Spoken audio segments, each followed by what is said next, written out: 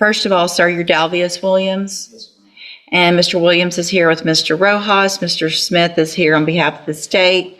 There is a second amended motion to revoke unadjudicated probation. So because of the new allegation, I'm not going to accept the plea agreement of the cap of 4 years because there's a new. So I will allow, if Mr. Williams wants to withdraw his pleas of true to 1, 2, and 3.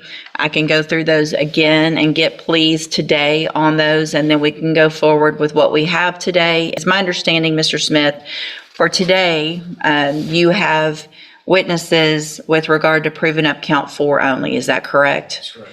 So what we can do today, depending on what those pleas are, either way, we'll go forward with what we have because there's witnesses here. And then if I feel like I need to postpone the hearing to another date for the state to prove up more, then we can do that then. So, Mr. Williams, the best you can, I need you to raise your right hand, sir. Do you swear or affirm the testimony you're going to give in this hearing will be the truth, the whole truth, and nothing but the truth, so help you God? Thank you. You can put your hand down. And so, Mr. Rojas, what is y'all's position? Judge, I think after discussions with Mr. Williams, I think he would like to withdraw his plea of true to count number 3. Okay. So just to go back, count 1, Mr. Williams alleges that you violated your probation by failing to report to the probation department October 25th and December 15th of 2022. You had previously pled true that was true. And do you want to continue to plead true to that count? Okay. And then count 2 alleges that you're behind in your court assessed fees as of January 4th of 2023 in the amount of $3,638. You previously pled true to that count. And do you want to continue with your plea of true to count 2? Count 3, which was in the added in the first amended motion, alleges that you committed the offense of evading arrest or detention July 14th of 2024. You had previously pled true to that count, and do you want to change your plea of true in that count? You want to change your plea to not true? Okay, so we'll enter a plea of not true to that count. And Mr. Smith, I know you weren't prepared, I guess, for that, but have y'all had any contact with the officer? I would think that would be a one witness. It's actually several witnesses, Judge. Okay. They're going to serve a warrant at his house. There were 2 officers in the back that see him come out of the back of the house. Okay. Knocking on the front door. So we need both of them. Okay.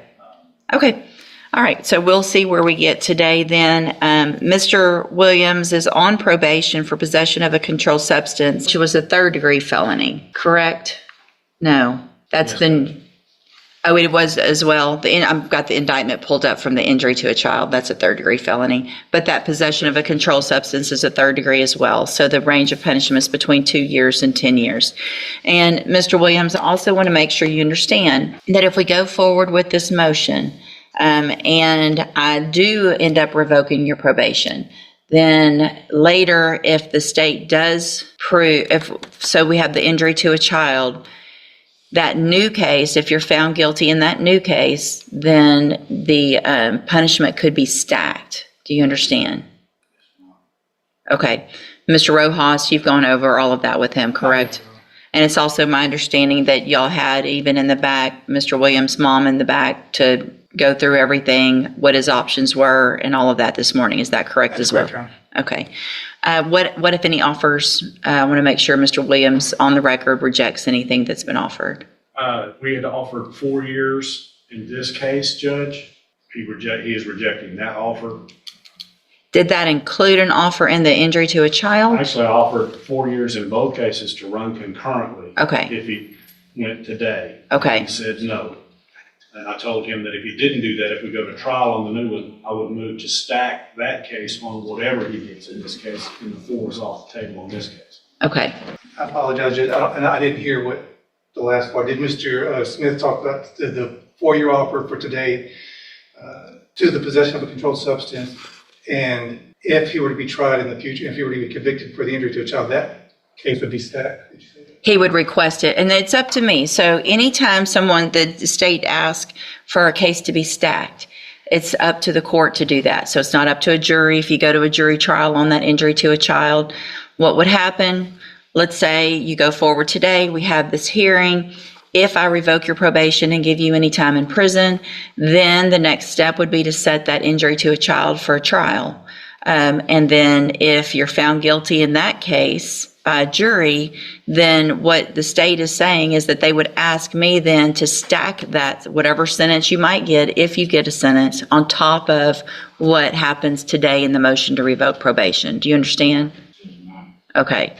And so your options are today, if you wanted to go forward with a plea in both of your cases, plea of true in that motion to revoke for a 4-year sentence, plea of guilty in the new injury to a child case for a 4-year sentence, with the agreement that those sentences would run at the same time. You don't have to do that. We've got witnesses here. We'll go forward with the hearing. Just want to make sure you understand what your options are today that you won't have after today, and what your consequences could be if you go to trial and if we go forward. And nobody's trying to talk you into anything. I just want to make sure you understand it all. Does that make sense? Okay, so you understand everything that's been offered and what you could do today and kind of where we're about to go, right? And so what do you want to do? True to the first, but not to the injury to the child. Okay, then we'll go forward with this hearing. So I want to make sure also for the record, what all I've reviewed. The original PSI, obviously from being placed on probation, is included with the updated pre-sentence report. Everyone should have that as well. And so when I went back through that, I just want to make sure that there aren't any corrections or issues with regard to that criminal history specifically that I'm looking at. Starts on page 1 and then carries on to page 2 on that pre-sentence, or actually it was a post-sentence investigation, I think. Y'all have that? Everybody's on the same page as me? Yes, ma'am. So it looks like there was adult misdemeanor history of 2 thefts back in 2013. Both of those were 30 days in jail. There was a theft of services in 2014 where Mr. Williams received a probation.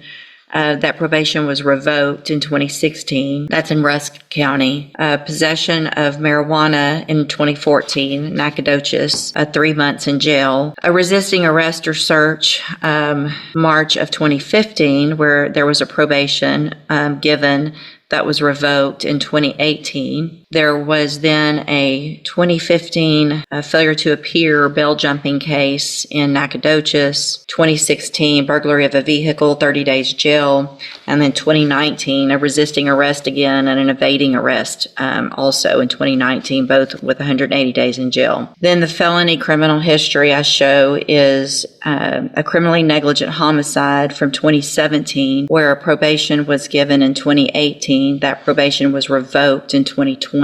Looks like that probation was revoked. And looking back on all of this, I'm not real sure other than what we were all thinking, but it looks like on January 10th of 2020, the probation was revoked on the criminally negligent homicide. There was a new offense of injury to a child that he appears to have pled guilty on and received a 12-month state jail sentence. There was another new offense from January of 2019, an attempt to take an officer's weapon, also same disposition date of January 10th of 2020 for the 12 months in the state jail. And then there was this possession case that we're here from that same date. So it looks like he took some time on a couple of things and then got probation on the possession. Does that, everybody on the same page as that? Yes, Your Honor. I did look back. I think because I have this information, I don't think it's necessarily improper for me to look at some of the information based on those cases.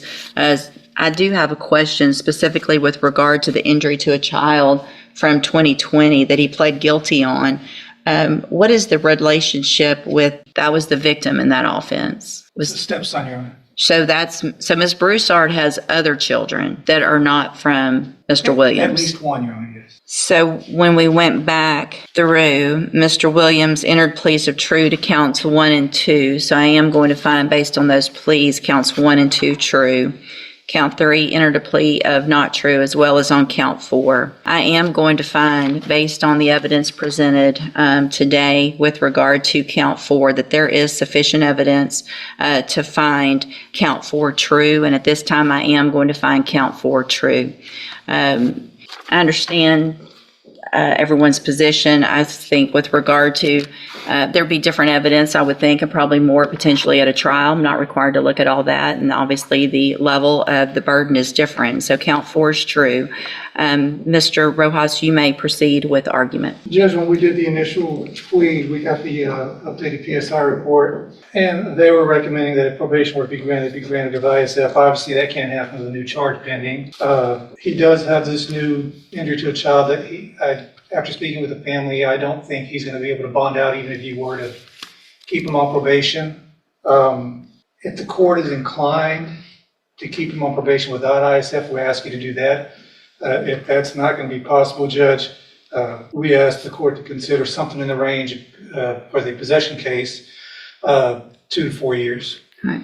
Thank you, Mr. Rojas. Judge, Mr. I Smith? believe, his criminal history shows fairly convincingly that he is unable to successfully complete probation.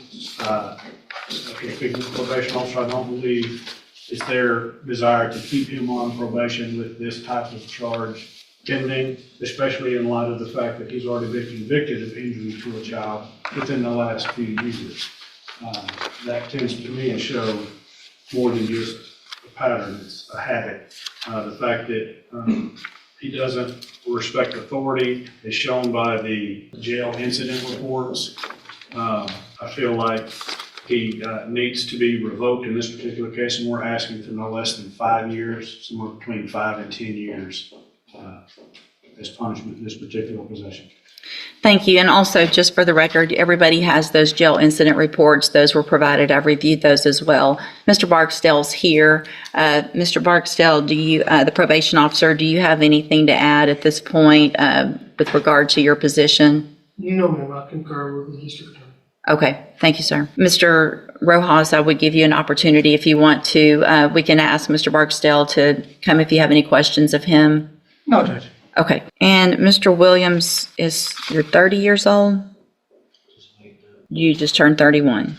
So I appreciate that you have support here and people here to support you, but your behavior to me tells me that you shouldn't be around any children, much less your own. Whatever is happening with you when you're getting angry at these children with what you're doing, because it's the same. This appears to be the exact same type of incident that you pled guilty for a few years ago when I put you on the probation for the possession. And this, I mean, it's ridiculous. You and Ashley both don't need to be around any children. Don't need to be having more children. You can't take care of your own children, and you're disciplining them by doing this. And I don't think there's any reason for anybody to believe that no one said these are scratches. That's not what the doctor said. If there are, they're adjacent to these other marks on the back of this 2-year-old. Going to find, again, that you entered your plea of true to counts 1 and 2, freely and voluntarily. Find those counts true. Find count 4 true. Find sufficient evidence at this time to find you guilty of possession of a controlled substance. I'm going to sentence you to a term of 8 years in the institutional division of the Texas Department of Corrections. You will receive credit on that sentence for any time that you've been in custody that the law gives you the right to receive. I'm going to hand you the trial court certification. I'm making a notation on this because originally it was a plea agreement that when it was signed, I'm making a modification. This was not a plea agreement, so you do have some rights to appeal. I'm also going to hand you a written admonishment regarding your ineligibility to possess a firearm or ammunition. Because of the judgment entered against you, you're ineligible under Texas law to possess a firearm or ammunition. Possession of a firearm or ammunition could lead to charges against you. Firearm is a legal term, and you should read the written admonishment I provide you to see what devices qualify as a firearm.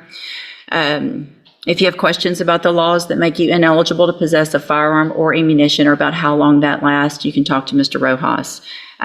Thank you all. I'm sorry. I know this is difficult for everyone, but I have no doubt in my mind that Mr. Williams, not just on this occasion, but probably on many, has obviously improperly disciplined, if that's what you want to call it, all of these children. So, court is adjourned.